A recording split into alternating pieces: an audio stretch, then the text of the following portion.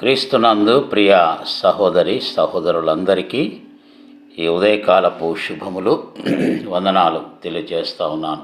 దేవుని వాక్యాన్ని చదువుకుందామండి. ప్రకటన గ్రంథం 7వ అధ్యాయము 13 మరియు 14 వచనాలు. పెద్దలలో ఒకడు, తెల్లని వస్త్రములు ధరించుకొని ఉన్న వీరెవరు? ఎక్కడి నుండి వచ్చిరి అని నన్ను అడిగాను. అందుకు నేను, అయ్యా, నీకే తెలియను అనగా అతడు ఈలాగు నాతో చెప్పెను, వీరు మహాశ్రమల నుండి వచ్చినవారు. గొర్రెపిల్ల రక్తములో తమ వస్త్రములను ఉదుకుకొని వాటిని తెలుపు చేసుకొనిరి. క్రీస్తునందు ప్రియ సహోదరి సహోదరులారా,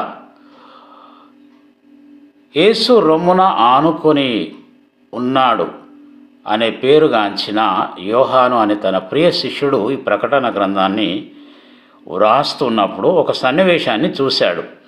ఏమిటి ఆ సన్నివేశం అని మనం ఆలోచన చేస్తే అక్కడ ఒక పెద్ద సమూహము ఆయనకు కనబడుతుంది. అయితే అక్కడ 24 పెద్దలు కూడా ఉన్నారు. ఆ పెద్దల్లో ఒకడు ఏమంటున్నాడు అంటే, తెల్లని వస్త్రములు ధరించుకొని ఉన్న వీరెవరు? ఎక్కడి నుండి వచ్చిరని అడిగాడు. అప్పుడు యోహాను గారు ఏమంటున్నారు, అయ్యా, నీకే తెలియను అనగా అతడు ఈలాగు నాతో చెప్పెను, వీరు మహాశ్రమల నుండి వచ్చినవారు. అది మొదటిది.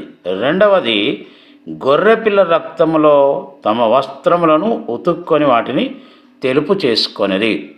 ఈ భూమి మీద ఉన్నప్పుడే నేను పాపిని అని గ్రహించి, యేసుప్రభు ఒక్కడే పరిశుద్ధుడు, పాపములను తీసివేయటకు అధికారం కలిగిన వాడని గ్రహించినట్లయితే అలాంటి వారికే ఈ మోక్ష ప్రాప్తి కలుగుతుంది అనే విషయం తెలుసుకోవని పాపక్షమాపణ పొందాలి.